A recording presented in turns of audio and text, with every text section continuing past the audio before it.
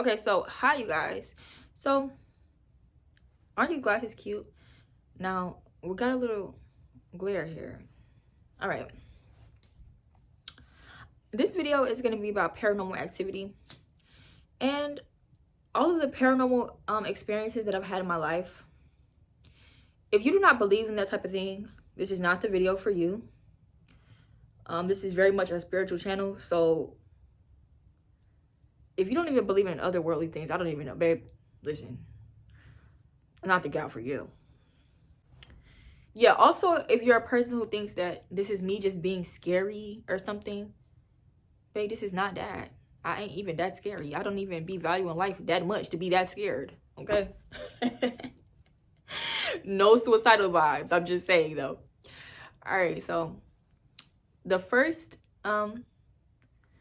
place that I ever experienced anything paranormal was at my grandmother's house. My grandmother lived in a very old home. It was definitely over 100 years old. I don't know how old it was specifically, but I know that it was at least 100 years old. And there would be we would hear footsteps upstairs. It was a 2-level home. And we would hear footsteps that sounded like a man wearing like cowboy boots. That's what it sounded like. Okay.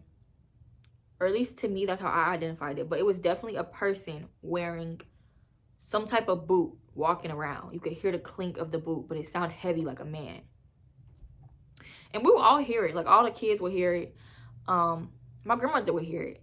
But she would just be like, it's okay because the spirits were friendly. And I suppose they were, because nothing like spooky ever happened. It was just, you could just hear somebody walking around upstairs that was not there. There was one room that I did not like to go in. I never liked going in that bedroom because it was just like, it had such a sad vibe to it.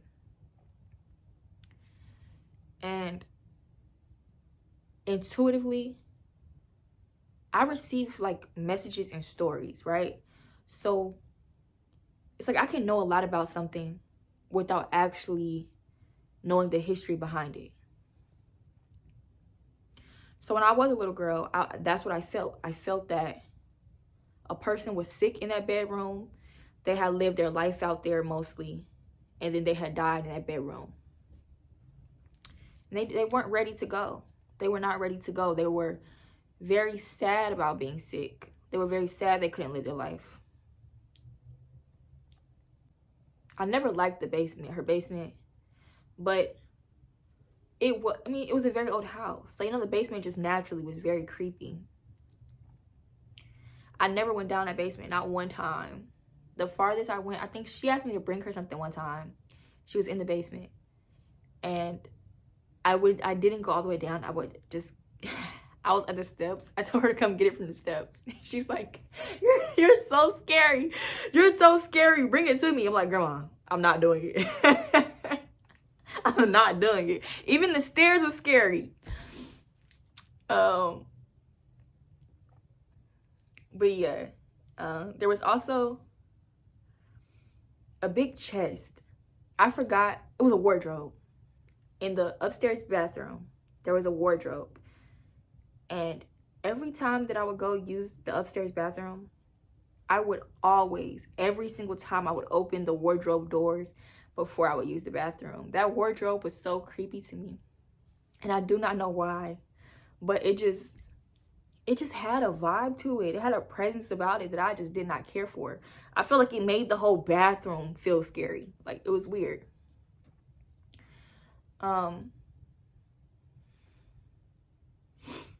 But yeah, that was it for my grandmother's house. I think I was like 19 or something. My mother had moved into this home that people were murdered in. 2 men were murdered in a home invasion. They were shot in that house. And I actually knew some of their family members. So some of the family members actually told me like more details about the story and stuff.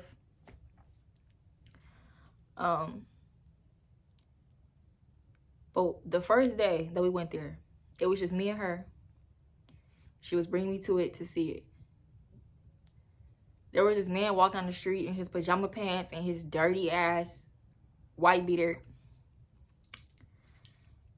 And he was telling us, like, people got murdered in that house, right? He was like, yeah, people got murdered in that house. Woody, woody, woo. And we looked at each other and she was like, of course this would happen to me. So we just kind of like laughed about it or whatever, but we was still kind of like, hell nah, but we just like laughed about it. So one of them were killed in the bedroom, and then one of them was killed in the living room. The layout of that home was, when you open the front door, it's the living room and the kitchen. They're connected. Living room, then the kitchen. You see straight through. Then there's a hallway to the right. The bathroom is on that left side. And then there's a one room, the master bedroom, also on that left side. And then there's two rooms on the right side. Right? I would have nightmares that somebody broke in, and the dream was always the same, right? I would be at the front door. I would open the front door. There would be a person standing there with an AR. And then immediately, I would feel my body go into like shock. It wasn't even fear. It was shock. It was like, oh my God, oh my God, oh my God, oh my God, oh my God. I cannot believe this is happening. Like, I don't know if they were scared, but I feel like they weren't that scared. They were just more so surprised. Every time I would have that dream, I would have the same feeling of just disbelief that this is happening right now. After I moved out of that home, my brother moved into that bedroom. And then he said he started having that dream once he moved into what was my old room. That actually is what made him buy a gun in the first place, was he kept feeling like somebody was going to break into the house. There was another dream that I would have where in my sleep I was being choked. It's like I was being, like, it felt like there was a person sitting on top of me, strangling me. I would wake up like, like gasping for air. There was one time where there were so many flies in the garden bed at the front door. I mean, probably like 50 to 100 flies. There was so many flies. So I grabbed like, I don't remember what, I grabbed some type of object and I started digging around in the mulch, thinking that I'm about to find like some poop or a dead rodent. I really thought I was going to find a dead animal by the amount of flies that it was. There was nothing. There was nothing in that mulch. There was just so many flies. Also, when we first moved into that home, and let me say this too, I really correlate, when you have a lot of bugs and stuff present in your environment, that is a lot of negative energy present as well, right? So you got ants, rats, roaches, bed bugs, that type of stuff. A lot of negativity there. Soon after we moved into that house, a rat had died in the air vents.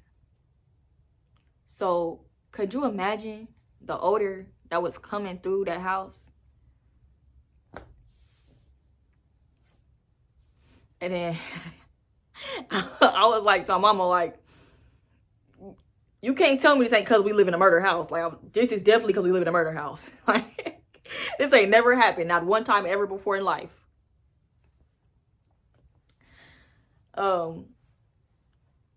There was another time where we didn't have roaches, but there was a season where there was just like a lot of water bugs outside in general.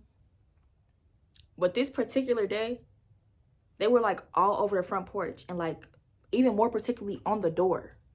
There were several water bugs on the front door. And I just thought that was so strange.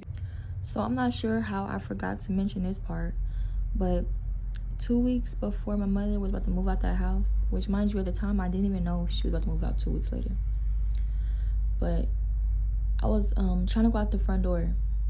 I went to open it and it would not open at all. Like, it had zero give. So I'm thinking I'm tripping. So I, like, I'm doing a whole little lock unlock thing. I tried it multiple times, and when I tell you I'm pulling on that door, I am pulling with everything in me on that door. Nothing was happening. So I call mama over. I'm like, hey, mama, like, come see if you can open this door. So she started trying to open the door. Nothing is happening. She's doing a lock and unlock thing. Mind you, the temperature was somewhere between probably like 68 degrees and 75 degrees. Okay, it hadn't been raining. The door never had a history of getting stuck and swelling, nothing of that nature. So I would say after about like the 4th time of her trying, the door just released. But it did it with ease though. Like, it just opened normally. Like, we weren't just trying to forcefully open it. And then when that happened, we both just looked at each other like, whoa. We didn't really speak further on it, but we both knew that was not normal. When I first started doing magic, I was first started doing magic in that house. So I had a candle, and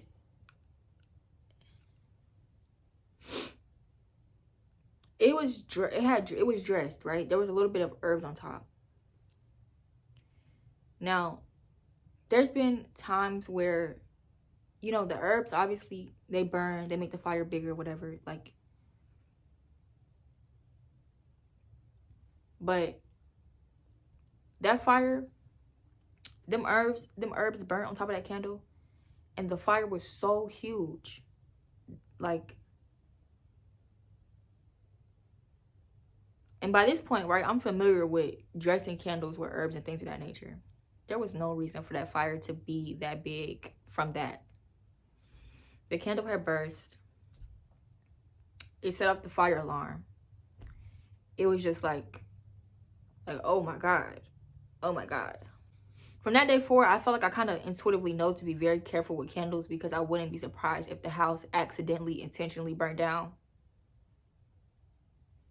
This is another thing that really started making me believe in the spiritual, because my grandmother is very religious, right? So I would see some miracles happen for her because of how strong her faith was. But I also seen her live a very hard life, and she was so devoted to Christianity that I just didn't see why her life was so hard. So I kind of questioned the validity of the spiritual. I believed, but I needed my own experiences to go off of, right? Before I could really believe, you know what I'm saying? So I feel like when I started to do magic and I started to be more interested in like hoodoo and more African spirituality type traditions, that's when I started to actually have more spiritual experiences. I would light white candles, and when there's negative energy present, white candles will turn black. Being at home, a lot of candles were burned black. There was just an abundance of negative energy there. When I moved out of that home, I had an altar in my home. I had a closet that was just an altar. It was just dedicated to an altar. I had a candle there that was white. I had brung an object from my mother's house, and I had put it on that altar. Shortly after I put that object on the altar, the candle turned black. I dated this guy once, right? He was a scammer. I had him over, and that candle turned black, right? We were trying to sleep in my bed, but neither one of us could fall asleep. And then my bedroom light just cut on by itself. And we both looked at each other like what the fuck? We both looked at each other like, what's going on? So then we just went downstairs and slept on the couch. And we fell asleep on the couch because we literally could not sleep upstairs in my bedroom.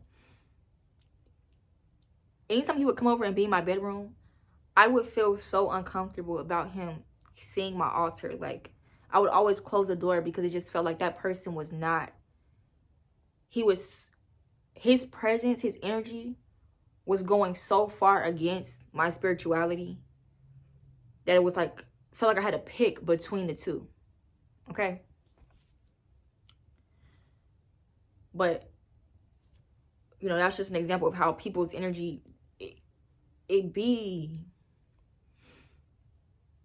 there be physical signs of somebody with a lot of bad energy, a lot of bad karma. There was another guy that I was at work and I would light candles. I had a white candle going. And I was doing his baby mother's nails. He came through to give her some money. Now, I knew him from childhood. And he was always very problematic. You know, very problematic. He was one of those kids that you just never want to be around because they just do too much and they scary. Like, I was always scared of him. I'm just like, why he gotta come? Why do he gotta come? Like, I don't want him to come. He was just that type of kid, you know. So he was there, you know, we had a little chit chat, whatever. Shortly after he left, like probably like 20 minutes after he left, that candle turned black. And he's currently locked up right now for 2 murders. So, you know, he had a lot of negative karma going on in his life. And them candles be picking that up. Okay, now, there was this one time I was driving on a bridge, and under the bridge was a river, and I live near where a civil war happened, right? So I'm driving over the bridge. As soon as I get on the bridge, literally, as soon as I get on the bridge, I hear voices, like it sounds like 400 people. And they're moaning, they're groaning, they're speaking, but I can't make out any actual words. It was just a crowd of people. I could hear like the oh, like that's what it sounded like. As soon as I heard the voices, I instantly started bawling my eyes out, crying. And it wasn't from like fear of hearing the voices. It was like I was feeling these people's energy. That only happened one time. I only ever crossed that bridge and had that experience one time. So I DoorDashed for like a year, right? In that year time span, I had went to probably 500 different houses. I went to a lot of different people's houses. Some of the houses looked very scary. Never felt anything there. Never felt anything disturbing there. There was only one house that ever gave like paranormal activity.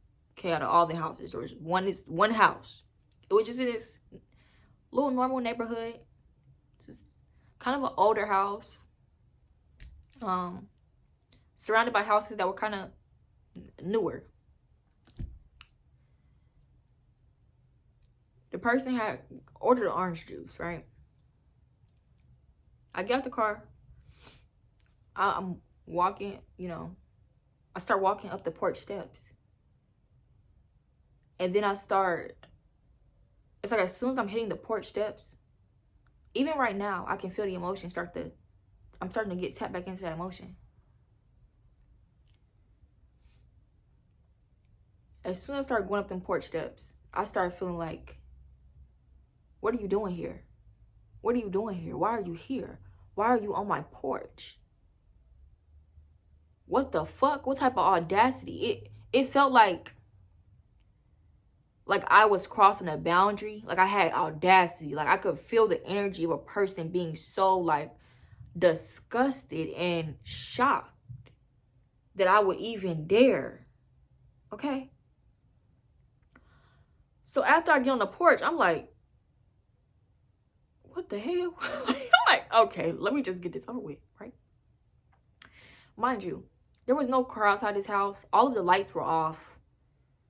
So it really looked like no one was home.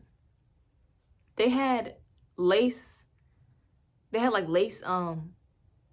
curtains in the windows. There was one rocking chair on the porch, a white rocking chair. I'm going to knock on the door, but it feels like I have like an apprehension knock on the door though. It feels like I'm not even supposed to knock on that door.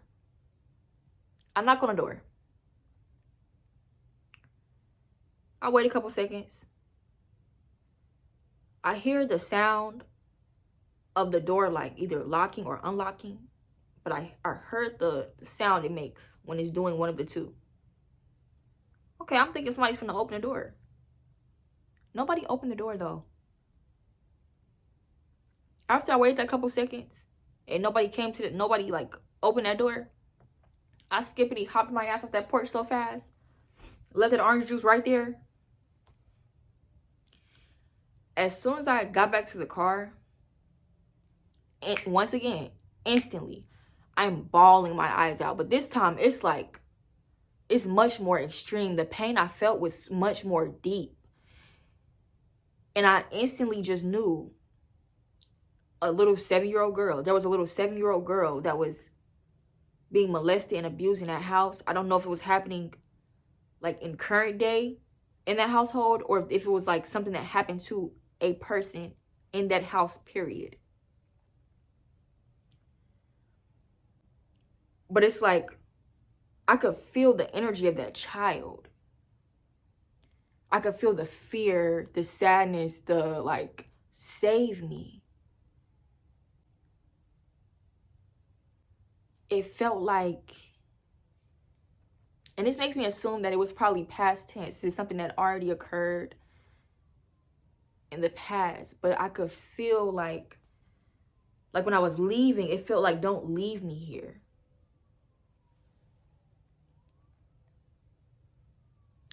And you know what? I actually later, like probably a couple weeks later, it came to my mind and I tried to go back to that house just to see. I wanted to see if like a family actually lived there or if that house was like vacant. But I could never find it again. I didn't live in that city that I was door dashing in, so it's like I couldn't really remember what street I was on. I thought I knew, but I wasn't too sure. But when I left that house, and I mean the emotions was so heavy. Like I was really feeling it as if that was my own child or if I was herself. And I was so sure, I was so indefinite that there was a 7-year-old little girl. When I left there, the person ordered that I was doing, she texted me and she like, you didn't drop that off at the right house. So I'm like responding to her. I run a red light that in my mind, I knew that light was green. I run a red light, I almost get hit by a car. Almost get sideswiped by a car. So I pull over. I'm like, yo, let me gather myself. Let me get myself together because this is crazy. That experience was just so crazy to me because that was the most intense, like, paranormal experience I ever had to where it's like I really felt it. I never felt anything that clear when it came to like paranormal energy.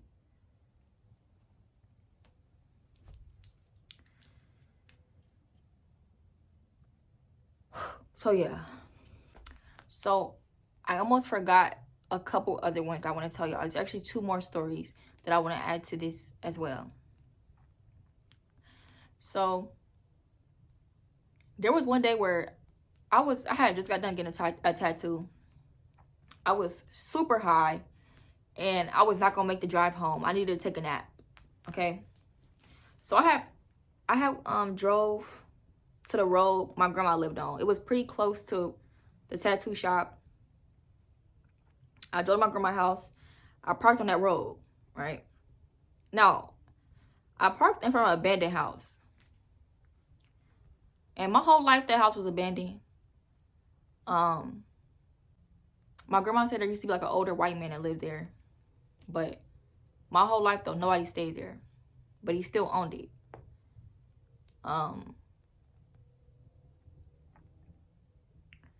When we was little kids, like me and a couple other neighborhood kids, we used to think that house was haunted. Like, we all used to be like scared of that house. And in my adult life, I can't say that I ever felt like it was haunted, but it does have like a unwelcoming type of presence about it. Now, this day, I'm not really caring, bro. I'm just sleepy. I need to take a nap. So I park in front of the house. Now, I parked on the other side of the street, though. Like, I was in front of the house, but I wasn't on the curb where the house at. I was on the other side. I would have not parked. Me, personally, I would have not parked in front of the abandoned house. Like, no, I park on the other side of the road, though. So, I was sleeping. And I could, in my sleep, I felt like somebody was staring outside my window, just watching me sleep. So I woke up like I woke up frantic, like looking around. Cause I really felt like somebody was watching me in my sleep. There was nobody there. But I attribute it to that house. I woke up, cut on that car, I got the hell up out of there. I got up out of there.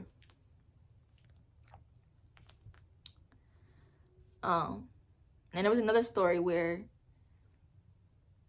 there was this person who, he just had a very ominous type of vibe to me.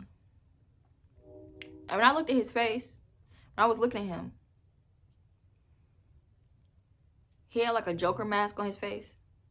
Like, it was his face, but it wasn't. Like, you know, some people when they have like attachments to them, they'll like flash you. Like, it's like you can see the entity under their face. You can see it. But usually when people have that type of attachment to them, it just flashes. It doesn't actually stay. But he had an attachment on him to where when I looked at him, I was looking at the Joker mask. Like, I could just see the mask straight through him. And he was talking to me. And it's like I wasn't even really paying attention to what that man was saying. I was just more so shocked that I could see the entity that clearly on him. And, you know, that boy actually ended up killing himself. Which is not really surprising to me. Like, I feel like once the entity get attached to you, that strong to where it's visible and it doesn't feel the need to play hide and seek, you probably would end up killing yourself. So yeah, those are two other stories that I just wanted to share because I forgot to mention those two. I think they were pretty interesting as well. So yeah, I hope this was enjoyable. I hope I articulated it in a way that you can follow along because my storytelling skills they're a little iffy. But I will see you guys in another video.